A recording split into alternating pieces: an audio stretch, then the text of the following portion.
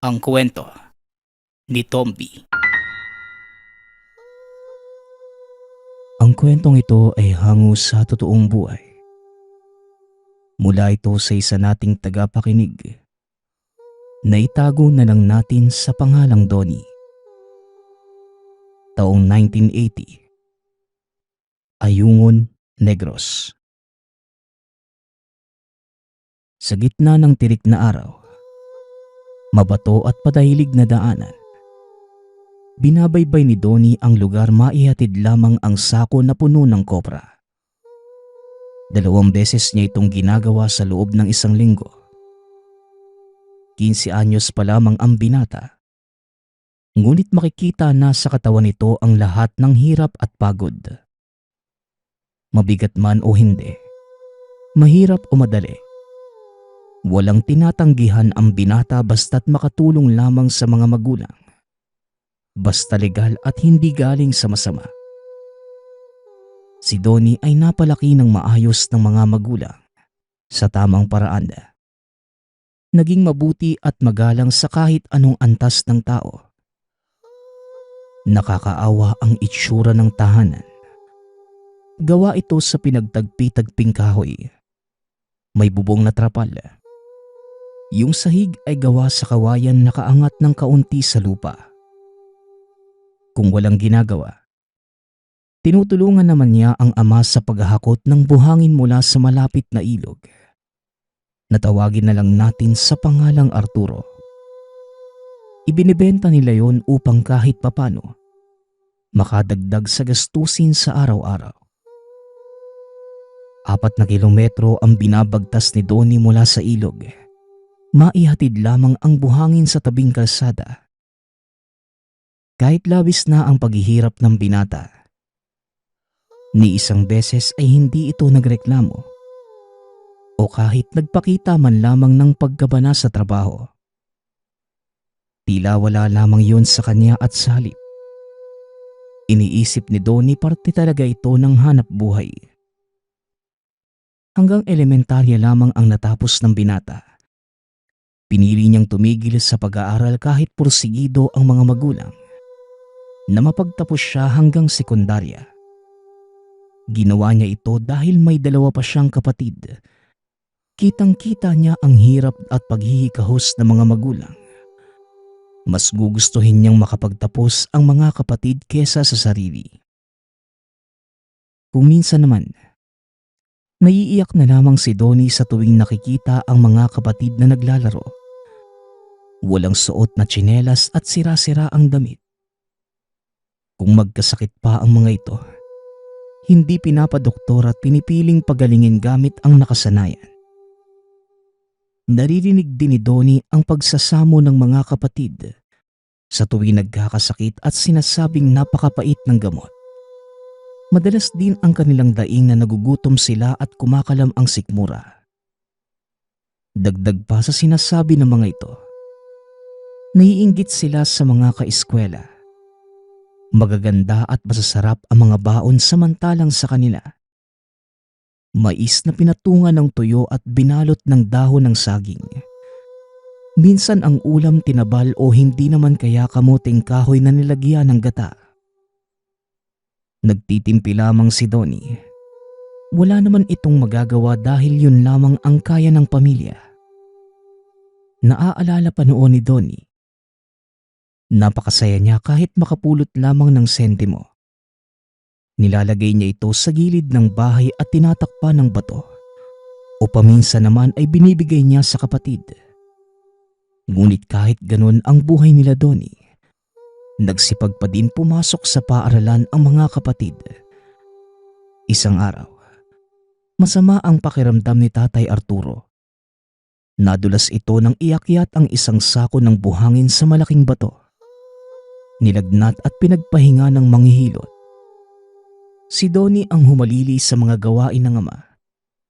Naging doble na ang trabaho, kaya yung mahirap ay mas humirap pa. Tuwing gabi, ramdam na ng katawan ang pananakit ng kalamnan. Ngunit patuloy pa rin siyang nagpakatatag at hindi sumusuko. Paghahakot ng buhangin, kopra, hukay sa ilog, igib ng tubig at marami pang iba. Pasmado na nga noon ang katawan ng binata. Paano ba naman? Bilad sa araw, pawis na pawis at nababasa ng tubig at natutuyuan. Papauwi noon si Donnie galing sa paghahakot ng buhangin. Dating gawe, dadaanan niya muli ang mga galon sa batis. Tuwing umaga ay iniiwan niya ang mga ito at pag-uwi, dadalhin para meron silang maiinom. Paggabi ng mga oras na yon, dahil natagalan si Donnie sa dami ng hinakot na buhangin, nasa unahan lamang ang batis. Maliit at napakalinis ng tubig dahil mula ito sa bukal sa pangpang na dumadaloy sa malaking ilog. Habang binabagtas ang paakyat at mabatong daan, tila nagbabago ang paningin ng binata. Biglang didilim at sa muling pagpikit at pagdilat, makikita niya muli ang landas. Ngunit alam niya sa sarili na hindi naman siya nahihilo. Hanggang sa napahinto si Donnie. Ang batis ay dapat nasa kaliwang banda. Pero nang nasa kanan ito na mga sandaling yun, wala nang ibang daanan maliban na lang sa mga nilulumot na mga bato at makakating damo. Kaya sa kabila ng lahat, nagpatuloy si Donnie. Iniisip na nakalimutan niya ang itsura ng lugar at baka nasa kanan nga ang batis. Hanggang sa naalala na ang paakyat ay pakabig sa silangan dahil naroon nakatirik ang kanilang tahanan. Nakaramdam na ng kakaiba si Donnie ng mga sandaling yun. Kagad niyang pinikit ang mga mata, yumuko at dumakot ng lupa. Isa itong pamamaraan ng pagbasag ng ligaw na pakana ng elemento ayon kay Tatay Arturo. Sinaboy niya ang dinakot na lupa kasabay ng pagbuka ng mga mata. Bumalik na sa normal ang daan. Ngunit mas lalo namang kinabahan si Donnie sapagkat napatunayan niya sa sarili na nalinlang siya. Ngunit nagpatuloy lang ito sa paglalakad hanggang sa makarating ito sa ibabaw at nasilayan ang mga galong may lamang tubig. Bubuhati na sana ni Donnie ang mga yun nang makaramdam muli siya ng pananakit ng likod. Hanggang sa may nakita siya sa mga batong papunta sa direksyon. Inisip ng binata na may nang babato kaya nilibot niya ang tingin sa paligid ngunit wala naman. Ilang sandali pa, nakarinig si Donnie ng mga naghahagik-gikang mga bata. Pinakiramdaman itong maigi ng binata hanggang sa nalaman ang direksyon ng mga yon. Kagad naman niyang pinuntahan kasabay ng pagdampot ng mga batong tumama sa kanya. Nasa unahan, sa bandang gilid ng pangpang kung saan may maliit na bukal. Mas maliit ang daloy ng tubig at walang katao-tao. Tunog lamang ng daloy ng tubig at nawala na rin ang mga huni. Ilang segundong nakiramdam si Donnie upang makasigurado. Hanggang sa pagtalikod niya, may nahagip ang paningin sa isang banda. Tila may nakasilip ngunit mabilis itong dumapa. Nakita din niya ang paggalaw ng mga halamang pako o tagabas. Binato niya ito hanggang sa hindi malamang dahilan. May gumanti sa kanya ng bato at sa mahinang boses. Tila galit na galit. Napailing si Donnie at bahagyang umiti. Ngunit matapos yun, magkakasunod na ang pagbato sa kanya at ang masaklap. Mula pa ito sa iba't ibang direksyon. Sa itaas, baba ng bukal, sa may mga pako, sa dinaanan at marami pang iba. Hanggang sa biglang nag-alugan ang mga dahon at tila may baboy ramong nagwawala. Rinig niya ang mabibilis na kaluskos at paulit-ulit na pagbato sa kanya. Nabalas na si Donnie at sinabing, Uy, itigil nyo nga yan. Baka tamaan ako ha. Ay, mga batang to, magsiuwi na nga kayo sa inyo. Madilim na eh. Tago pa kayo ng tago dyan. Sigaw ni Donnie sa pag-aakalang mga makukulit na bata lamang ang bumabato sa kanya. Ngunit walang sumasagot at nagpakita. Kaya naman inisa-isa na ni Donnie ang lahat ng direksyon. Bawat paghahawi sa mga damo ay siya namang paglakas ng kabog ng dibdib ng binata. Wala talagang tao maliban sa kanya. Nilalabanan na lang ni Donnie ang takot na mga sandaling yun. Sumasaglit ng tingin sa daan at kung sakaling may bumungad ay tatakbo kaagad. Hanggang sa maniwala kayo sa hindi. Biglang may sumulpot sa harapan niya na isang ubod ng pangit na nilalang. Nanigas ang katawan ni Donnie sa nakita. Tila palaka ang itsura nito na may katawang tao. Pero maliit lang. Hanggang bewang lamang ang laki at nakaupo sa bato. Makintab ang balat na kulay pinaghalong berde at kayumanggi. Nagtitigan lang silang dalawa at walang kumukurap. Ilang sandali lang. Bumuka ang bibig ng elemento at narinig ni Donnie na tila galit na galit at naghahamon ng away. Hanggang sa kinawayan siya nito at mas pinalapit. Ngunit nanatili lang sa kinatatayuan ang binata dahil binalot na ito na matinding takot. Ramdam niya sa batok ang pagtayo ng mga balahibo at panginginig ng tuhod. Tumayo ang nilalang. Nakasimangot ito at nilalapit sa kanya ang muka. Pilit pang iniunat ang mga paa upang matapatan ang tindig. Hanggang sa kumurap ang mga mata at muling nagsalita. Nang mga sandaling yun, naiintindihan na niya ang sinasabi ng nilalang. Pinapaalis niya ang binata dahil galit siya sa mga tao. Lalo na yung nakikipagtitigan sa kanya. Bahagyang gumaan ang pakiramdam ni Donnie. Buti na lamang ay hanggang amba lamang ito at hindi siya ginagalaw. Ngunit sa kabila ng lahat, hindi pa rin gumalaw si Donnie. Hanggang sa nakita niya na tila nagtataka na sa kanya yung nilalang. Umatras ito at dumampot ng isang bato. Akala noon ng binata ay ibabato ito sa mukha niya. Subalit marahang iniangat nito ang kamay at iniabot kay Donnie ang bato. Siya namang labis na pinagtaka ng binata. Yung galaw ng nilalang. Pinipilit na kunin ang inaabot sa kanya. Pagkakuha ni Donnie sa bato, umatras na ang nilalang at bigla na lang sumuksok sa damuhan at naglaho. Teka, ano ba yun? Nakakatakot naman. Teka nga, bakit niya ba binigay sa akin to? Tsaka, paano ko kaya siya naintindihan? Yun lamang ang mga nasabi ni Donnie sa sarili noon. Dahil sobrang dilim na, dali-dali na itong umuwi dala ang mga galon. Itinabi niya ang bato. Inisip na isa yung pahiwatig ng pakikipagkaibigan sa nilalang.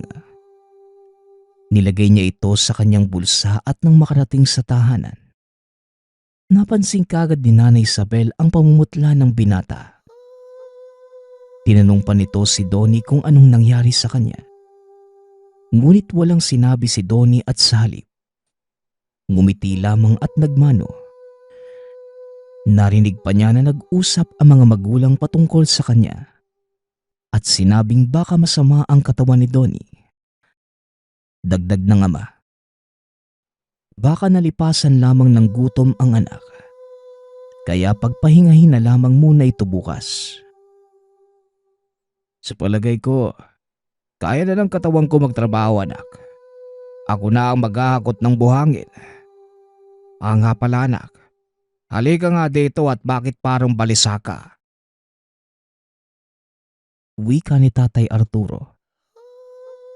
Lumapit naman si Donnie at tinanong ng ama kung nilalamig ba siya. Wala po to, tatay. Ayos lang po ko. Siyempre, malamig dun sa ilog eh. Huwag yun ang isipin, tay.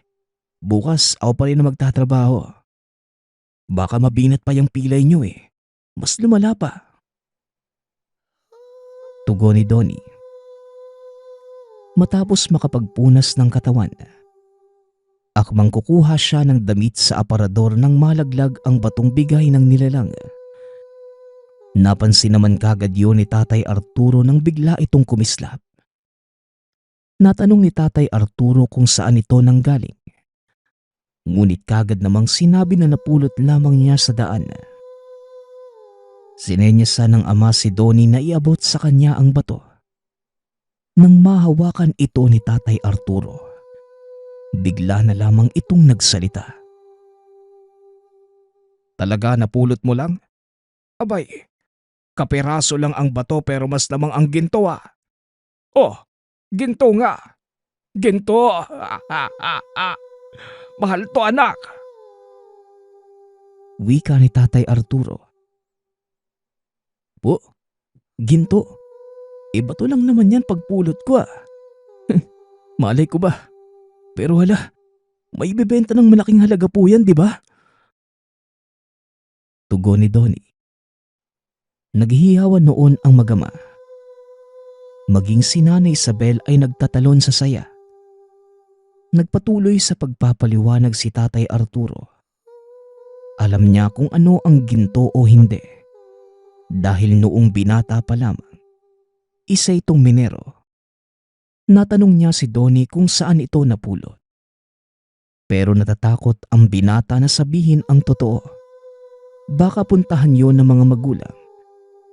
Iniisip niyang delikado ang lugar lalo't naroon ang nakita niyang elemento.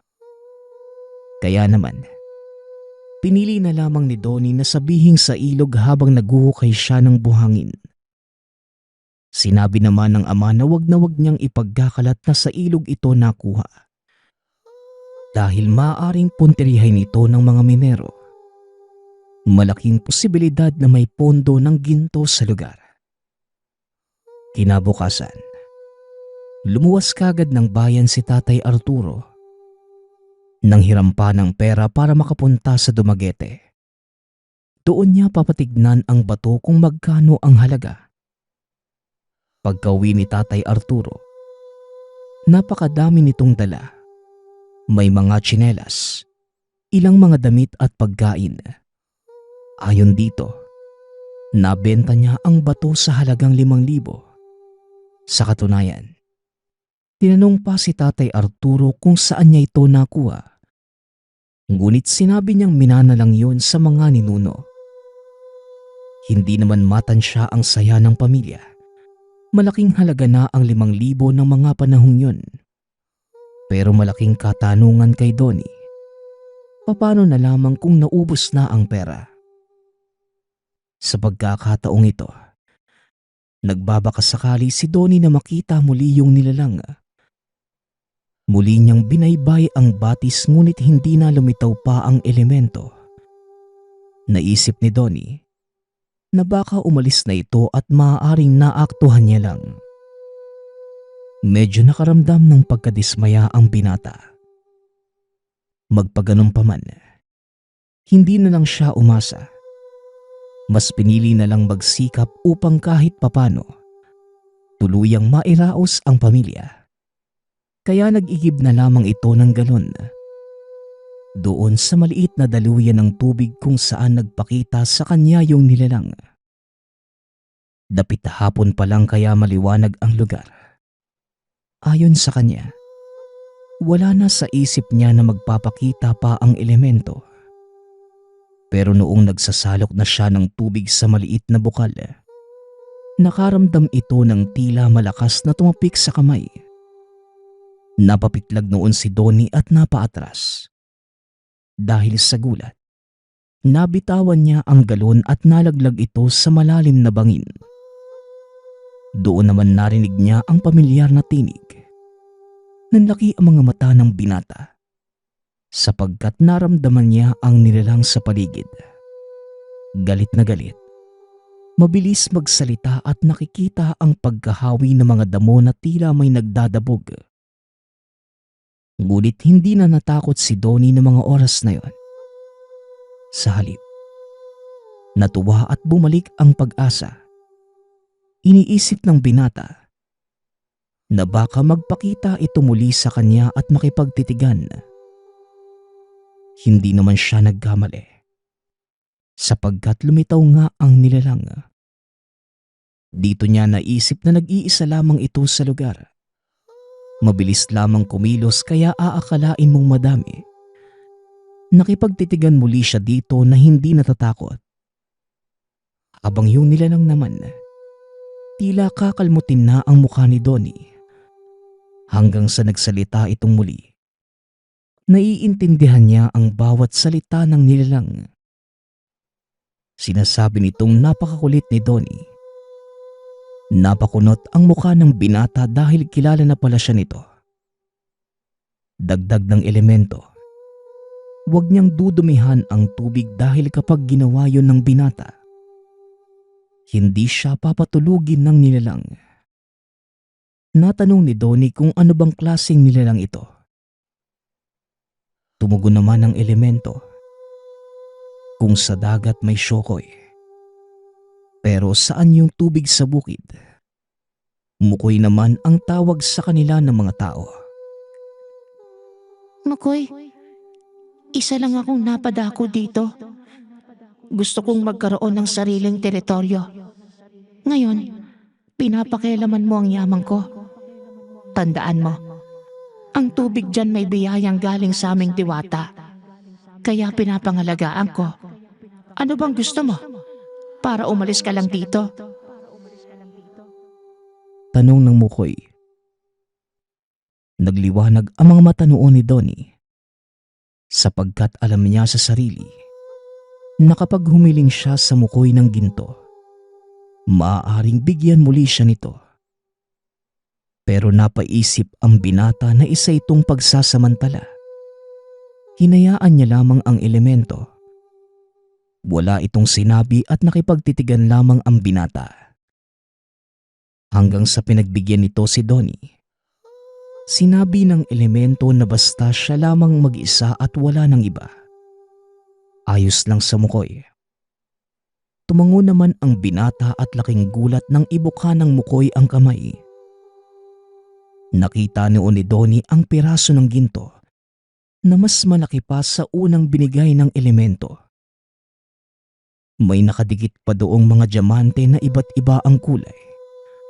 Ang sabi ng nilalang, bilang kaibigan tutulungan ng elemento ang binata. Pero may mga dapat siyang sundin. Gamitin lamang ito sa maayos na paraan at huwag umasa sa biyaya. Sapat na ito upang makaraos sila Donnie sa mahabang panahon. Sa oras na bumalik at humiling si Donnie ng karagdagan, hindi na siya pagbibigyan ng elemento. Ang dahilan kung bakit siya nagpakita sa binata, hindi dahil sa pag-istorbo nito sa kanya, kundi matagal nang nakikiramdam ang Mukoy kay Donnie. Nakita niya ang sipag nito at kabaitan. Normal naman sa Mukoy ang pagiging galit. Si Donnie ay kaisa-isang tao na pinaniniwalaan ng Mukoy.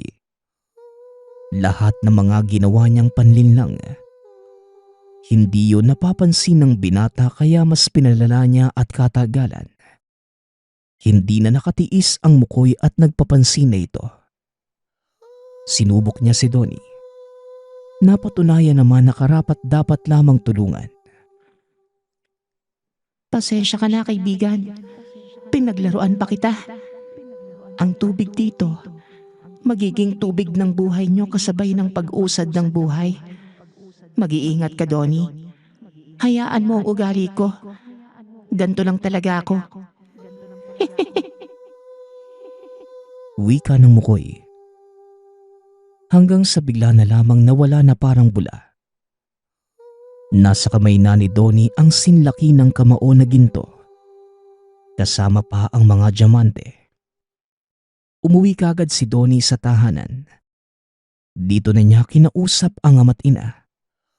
Ibinahagi na bigay talaga ang yaman mula sa Mukoy. Pero huling beses yon at dapat gamitin lamang ang yaman sa maayos na paraan. Sobrang saya ng pamilya. Inunti-unti nila ang pagbenta sa bato. Kung meron lang kailangan, nagpatayo sila ng bahay. Nakabili ng lupain at umasenso ang kanilang mga maliliit na negosyo. Nakapagtapos ng pag-aaral si Donnie pati na rin ang mga kapatid. At hindi nagtagal, nagkaroon ng sari-sariling mga pamilya.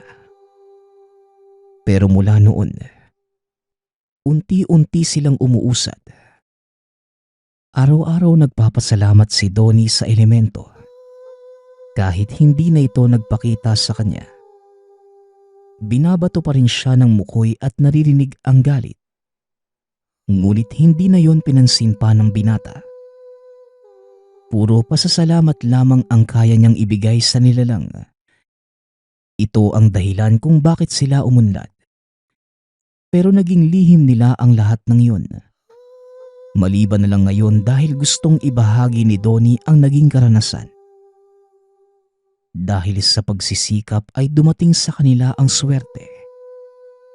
Nang dahil lamang sa nilalang na kung tawagin na mukoy. Ang susunod nating kwento ay mula sa isa nating tagapakinig. Naitago na lang natin sa pangalang Lara. Taong 2010. Probinsya ng Aurora. Simula pagkabata, pangarap na ni Lara ang magkaroon ng sariling pamilya. Masaya at payapa. Lumaki siya sa magulong pamilya dahil ang ama ay isang manginginom. Ngunit ang ina naman ay isang labandera at napakamabuting ina. Anak, pagkatapos ko nitong mga labada ko, kakain na tayo ha? Baka dumating na naman yung tatay mo. Maubusan tayo ng ulam. Wika ni Nanay Mira. Sige po, Nay. Nakapagsaing na rin naman po ko eh. Ihahanda ko na rin po ang plato para makakain na po tayo mamaya. Tugon ni Lara. Kahit na hindi pinalad sa ama, maswerte naman si Lara sa ina dahil masipag ito at maalaga. Kahit pagod na ito sa paglalabada, hindi siya nito pinabayaan kaya naman mahal na mahal ni Lara ang ina. Lumaki naman ang dalagang malayo ang loob sa kanyang ama dahil sa pagiging lasinggero nito at mapanakit sa asawa. Kahit nakaharap si Lara wala itong pakialam. Basta makakuha lamang ng pera sa misis. Matapos maglaba ni Nanay Mira, kagad nang kumain ang mag-ina at tinirahan na lamang na makakain ang asawa. Palagi itong nagagalit sa tuwing uuwi na walang pagkain sa mesa. Nasanay na lamang si Lara sa ganung buhay.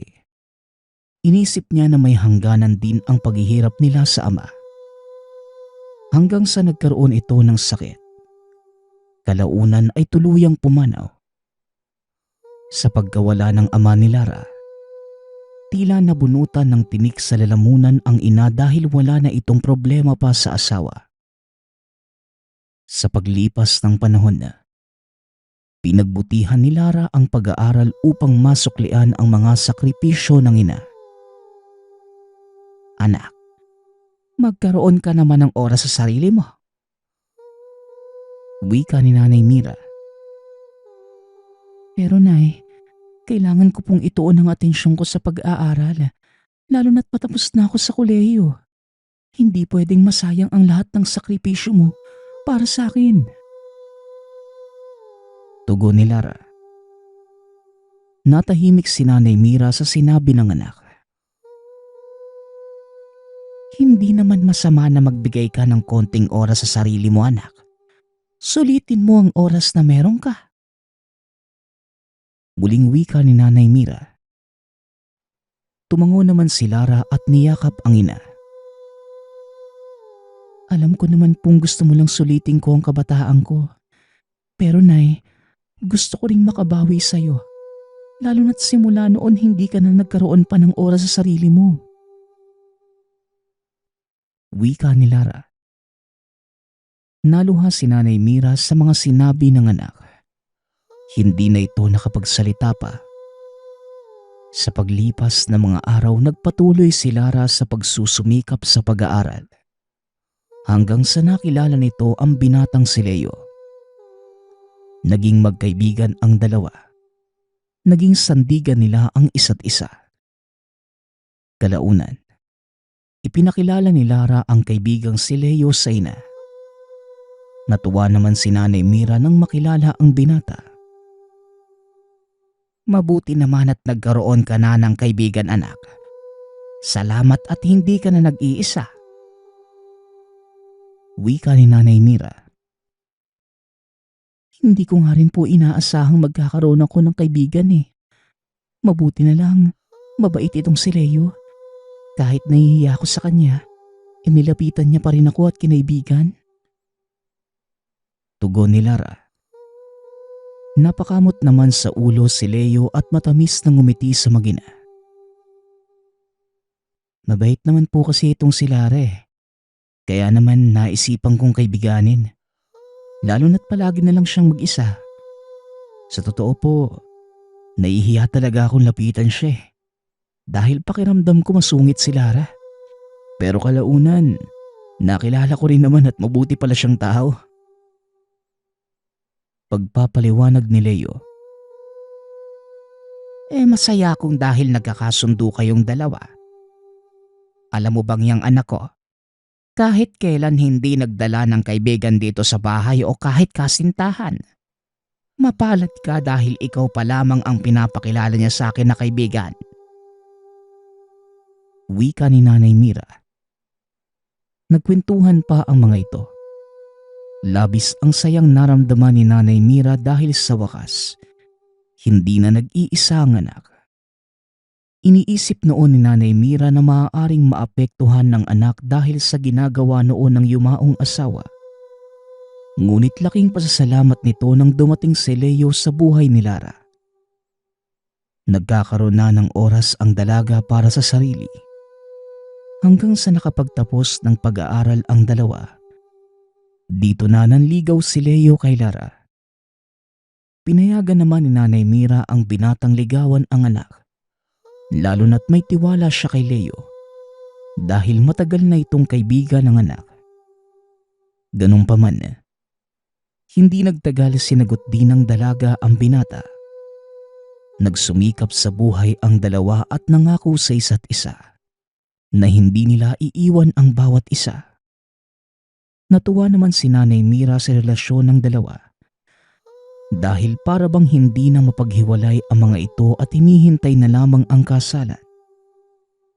Gayunpaman, sa paglipas ng panahon, naging mahigpit si Leo sa kasintahan. Palagi nitong nais na kasama si Lara na kahit sariling ina ng dalaga, pinagseselosa ni Leo. Kaya naman para bang nainis si Lara sa nobyo at napapadalas na ang kanilang pag-aaway. Gayunpaman, dahil mahal ni Lara ang kasintahan, hindi niya magawang makipaghiwalay. Hanggang sa nagpa siya ang mga itong magsama na lamang sa iisang bubong upang hindi na maghinala pa si Leo. Ngunit dahil sa pagsasama na yon sa iisang bubong, mas nakilala ni Lara ng gusto ang kasintahan. Sa tuwing sasapit ang gabi, palaging nawawala sa kanyang tabi si Leo. At sa tuwing hahanapin niya ito ay nakikita ni Lara ang kasintahang nasa taas ng bubong, nakatingin sa langit. Madalas yung gawin ni Leo lalo na sa tuwing sasapit ang kabilugan ng buwan, na ipinagtataka naman ni Lara. Isang araw, habang nagluluto ng kanilang makakain, kaagad na kinausap ni Lara ang kasintahan upang tanungin kung ano nga ba ang ginagawa nito sa tuwing sasapit ang gabi sa kanilang bubungan. Hindi ko maintindihan ang kinikilos mo, Leo.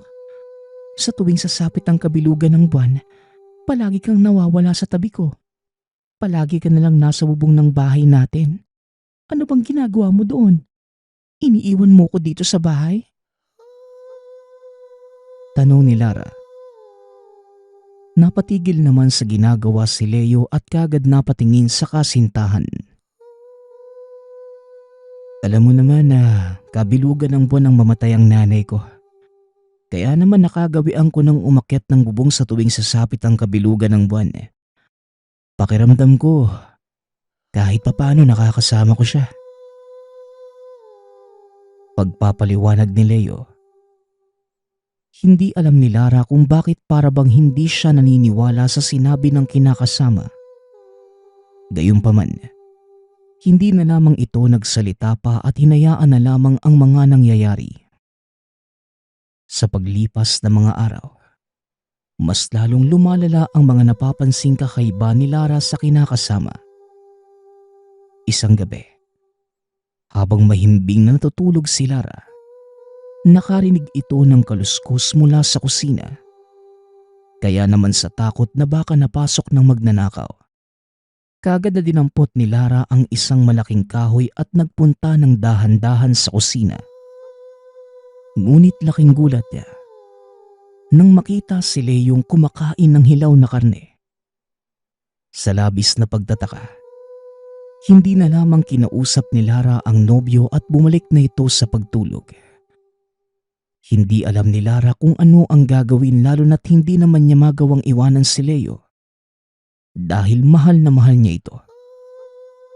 Gayunpaman, lalong lumala ang sitwasyon ng magkasintahan nang bumalik sa trabaho si Lara. Palagi na lamang nagsiselos si Leo sa mga katrabaho nito.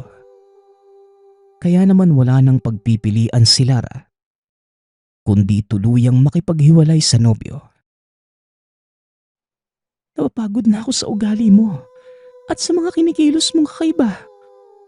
Mas mabuti sigurong tapusin na muna natin ang relasyong to. Nang sa ganun, makilala natin ang isa't isa at mabago ang mga dapat alisin sa ating sarili. Pasensya na Leo, pero hindi ko na kaya ang pagiging mahigpit mo at pagiging siloso mo. Lalo na sa mga katrabaho ko na wala namang ginawa sa iyong masama. Pero palagi mong pinag-iisipan. Ayoko ng ganitong relasyon dahil parang sumasalamin lang ito sa nangyayari kay nanay eh. Mas mabuti sigurong maging magkaibigan na lang muna tayo. Wika ni Lara. Kagad namang lumuhod sa paan ni Lara si Leo habang tumutulo ang luha sa mga mata. Pakiusap Lara, bigyan mo pa ako ng pangalawang pagkakataon. Pangako, aayusin ko na ang sarili ko. Masyado lang ako natakot na mawala ka sa akin. Pero pipilitin kong baguhin ang sarili ko. Huwag ka lang mawala sa akin. Pagmamakaawa ni Leo. Ngunit ang lahat ng sinabi nito ay wala nang pakialam si Lara dahil masyado na itong napagod sa kasintahan. Desidido na ito na makipaghiwalay sa nobyo dahil sa ginagawa nitong paghihigpit sa kanya. Wala nang nagawa pa si Leo dahil desidido na ang kasintahan na makipaghiwalay sa kanya. Bumalik sa tahanan ng ina si Lara kahit na pinakita nito sa dating kasintahan na malakas siya. Ngunit ang totoo, mahirap din para sa kanya ang makipaghiwalay lalo na't mahal na mahal niya si Leo. Ganun pa man, ginawa lamang ng dalaga ang tingin niyang mas makakabuti sa kanila kahit masaktan siya. Hindi naman pumayag si Leo na kagad sumuko kay Lara. Palagi itong nagpupunta sa tahanan ng mag-ina. Pilit pinapakiusapan si Lara ngunit sarado na ang puso ng dalaga para sa kanya. Dahil sobra na ang pagtitiis na kanyang dinanas sa kamay ni Leo. Kalaunan, tumigil na din ang binata at akala ni Lara ay wala na itong pakialam sa kanya. Ngunit nang nagkaroon ng manliligaw si Lara, kagad namang nangialam si Leo. Sa inis ni Lara kagad niyang pinuntahan ang dating kasintahan at kinausap ito. Ano pa ba ang hindi malinaw sa'yo, Leo? Tapos na ang lahat sa atin. Kaya nakikiusap ako sa'yo. Hayaan mo na akong maging masaya. Wika ni Lara. Lumuhod sa paanan si Leo at paulit-ulit na humingi ng pangalawang pagkakataon. Ngunit desidido ang dalaga at iniwan na lamang ito habang nakaluhod. Ilang sandali pang lumipas, bigla na lamang nagbanta si Leo. Sige, huwag mo akong pakinggan. Pagsisisihan mong nakipaghiwalay ka sa akin. At kung hindi ka rin naman mapapasakin, mas nanaising ko na lang na mamuhay ka na mag-isa kesa mapunta ka sa iba. Wika ni Leo. Hindi makapaniwala si Lara sa mga binitawang salita ng dating kasintahan.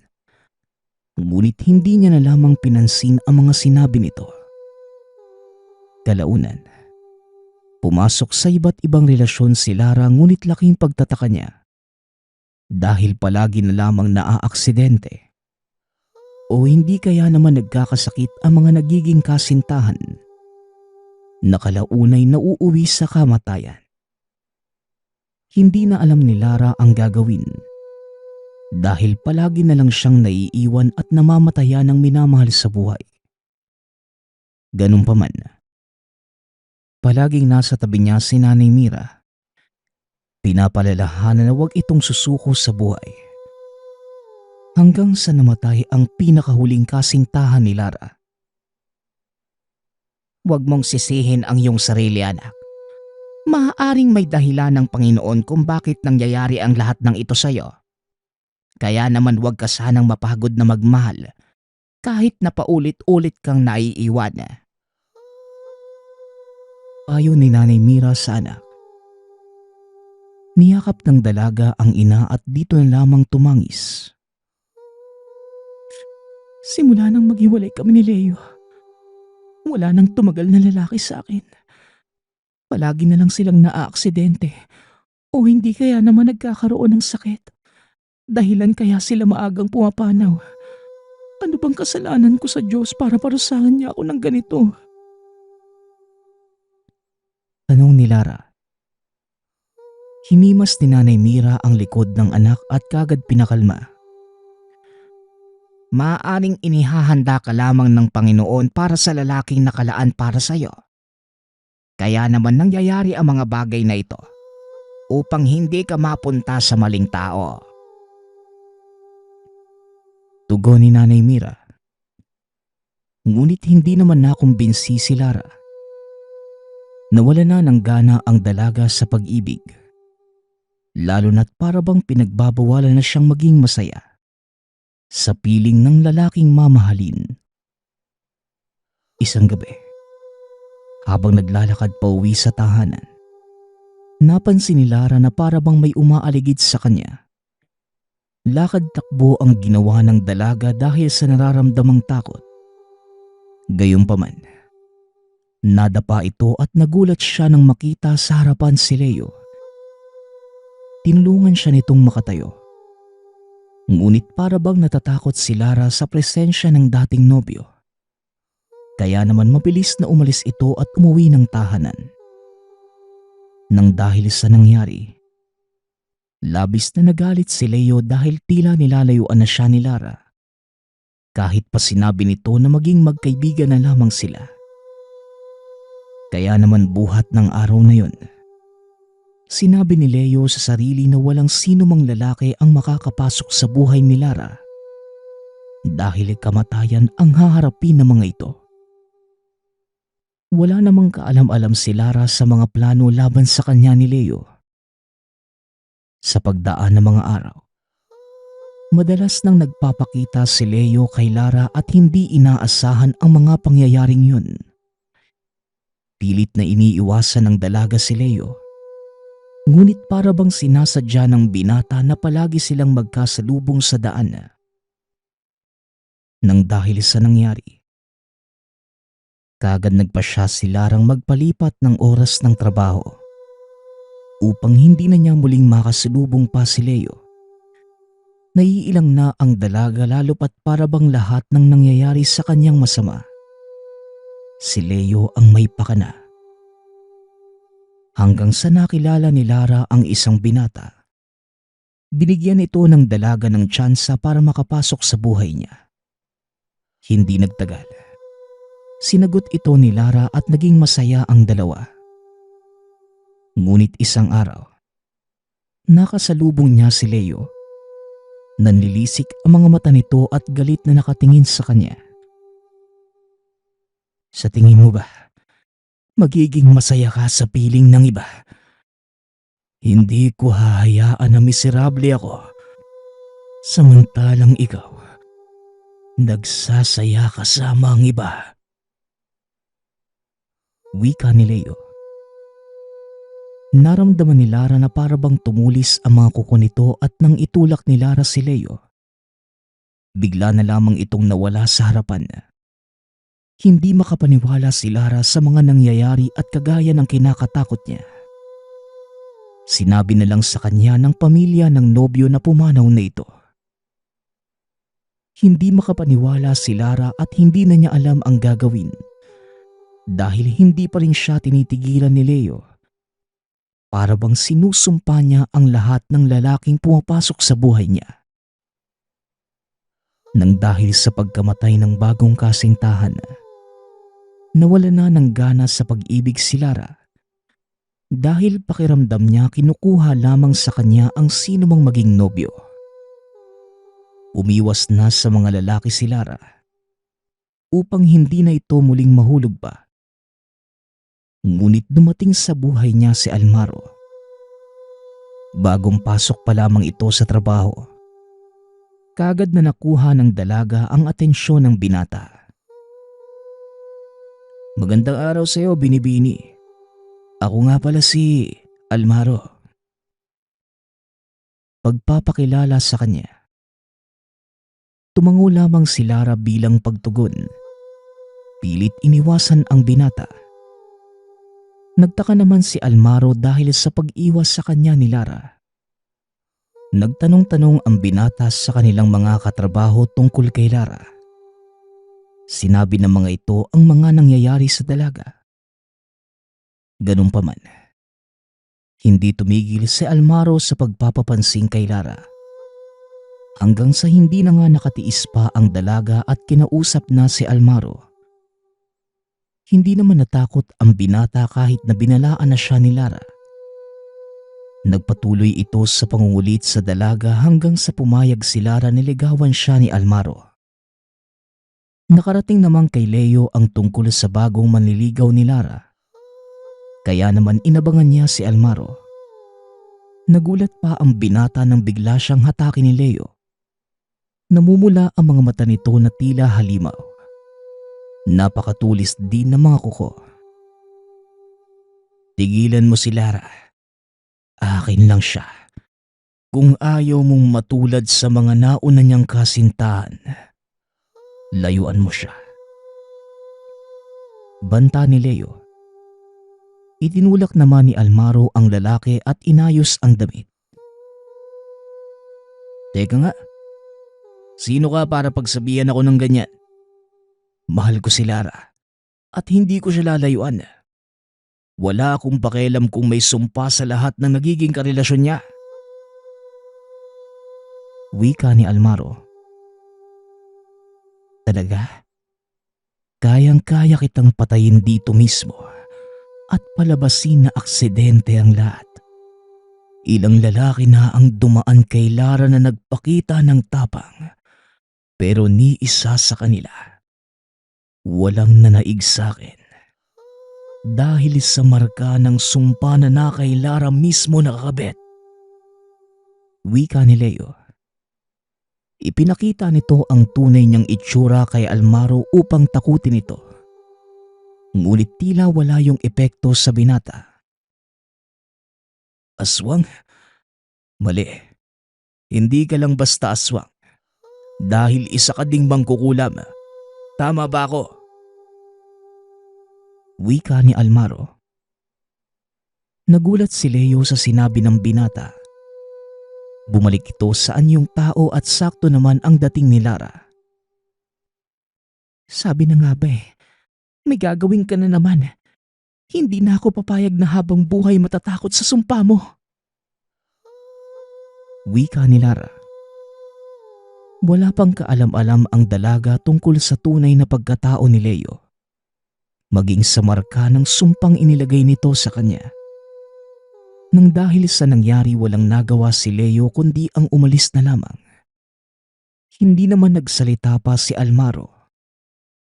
Ngayon alam na niya ang sagot sa mga kababalaghan sa likod ng pagkamatay ng mga manliligaw ni Lara at nagdaang mga karelasyon. Kagad na natanong ni Lara kung ano ang sinabi ni Leo kay Almaro. Ngulit sinabi lamang ng binata na nagbanta lang ito.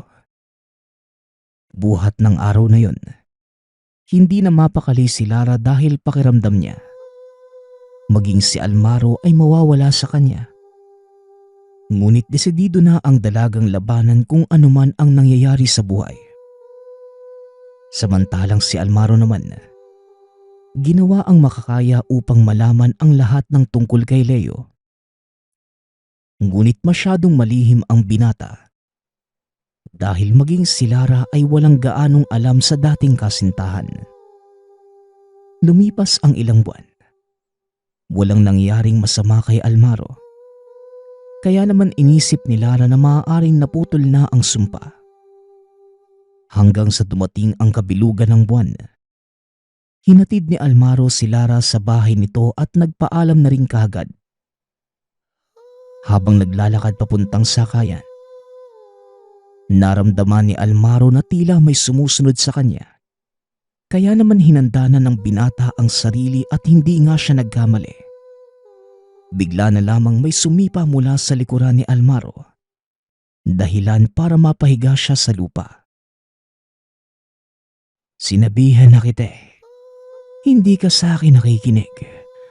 Ngayon, papatayin na kita at mapapabilang ka na sa mga kasintahan ni Lara na namayapa.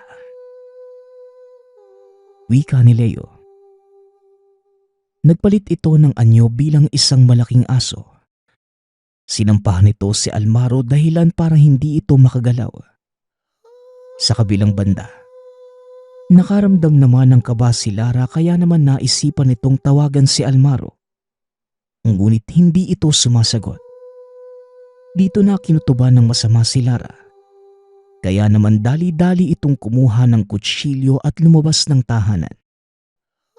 Hindi alam ng dalaga ang gagawin. Ngunit naisip niyang sundan na lamang si Almaro sa sakayan.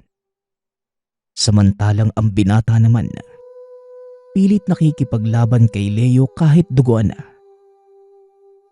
Alam ko ang kahinaan mo, kaya wag mo kong minamaliit. Wika ni Almaro. Kinuha nito ang langis sa bulsa at binuhos yun sa mata ni Leo. Nabitawan ng lalaki si Almaro dahil sa naramdamang sakit. Gayunpaman, desidido itong mapatay si Almaro. Dahil alam niya na marami na itong nalalaman tungkol sa kanya at merong kakaiba sa binata.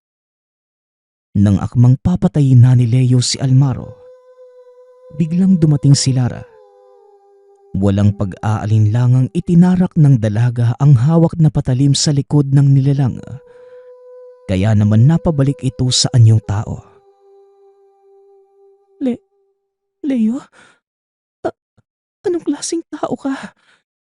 Teka, aswang ka. Bakit mo to ginagawa kay Almaro? Tanong ni Lara.